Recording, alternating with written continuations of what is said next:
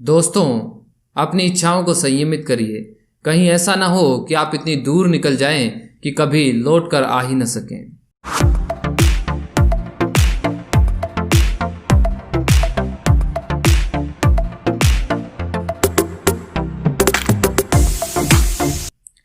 Hello दोस्तों, मैं ललित और आप हो आर्यभट्टा क्लासेस के ऑनलाइन गुरुकुल में। और आज मैं सुनाने जा रहा हूँ आपको एक और नई कहानी जो आपकी ज़िंदगी में एक बदलाव ला सकती है। तो आइए एक कहानी सुनते हैं। एक बार एक गरीब आदमी था जो 2 वक्त की रोटी जुटाने में भी असमर्थ था। वह एक बार राजा के पास जाता है और राजा से विनती करता है, हे राजन, मैं बहुत गरीब हूँ और इस समय 2 वक्त की रोटी जुटाना भी मेरे लिए असमर्थ हो गया है। कृपया करके मेरी सहायता कीजिए। राजा बड़ा दयालु था। राजा ने कहा, मैं तुम्हारी सहायता जरूर करूँगा। तुम कल सुबह प्रातःकाल ही आ जाना।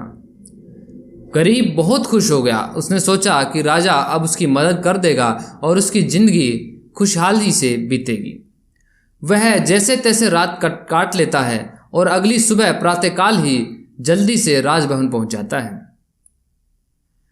राजा उसे देखकर कहता है कि आज तुम यहाँ से दौड़ लगाओ और जितनी दूर तक दौड़ लगाओगे वो सारा भूखंड तुम्हारा होगा।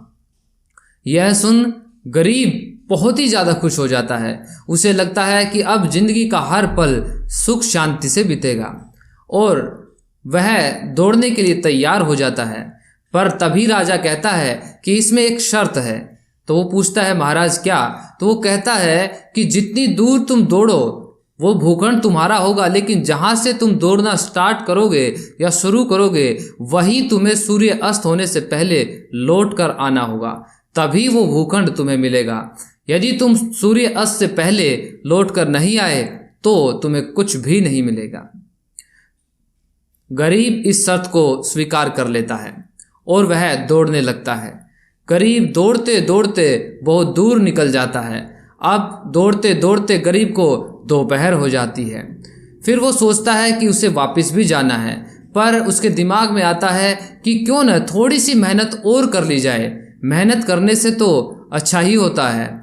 और वो थोड़ी मेहनत और करने की सोच के थोड़ा और दूर तक दौड़ लेता है। अब उसे फिर याद आता है कि समय पर सायंकाल से पहले उसे वापस उसी जगह पहुंचना है जहां से उसने दौड़ शुरू की थी। और वो वापस दौड़ने लगता है। धीरे धीरे सूरज पश्चिम की ओर हो जाता है। अब वह और तेजी से दौड़ लगाता है ताकि वो समय पर वहां पहुंच जाए, लेकिन अब वो बहुत थक चुका होता है। लेकिन फिर भी वो दौड़ना नहीं छोड़ता और एक समय ऐसा आ जाता है कि वो बहुत ज़्यादा थक जाता है और ज़मीन पर गिर जाता है और तभी उसके प्राण निकल जाते हैं और वो मर जाता है। यह सब राजा देख रहा था। राजा अपने सहयोगियों के साथ वहां पहुंचता है और उसे देखकर कहता है कि इसे केवल 2 गज जमीन की जरूरत थी। ये तो व्यर्थ ही इतनी दूर तक दौड़ रहा था। आदमी को लौटना था पर लौट नहीं पाया। आदमी वहां लौट गया जहां से कोई लौट कर नहीं आया।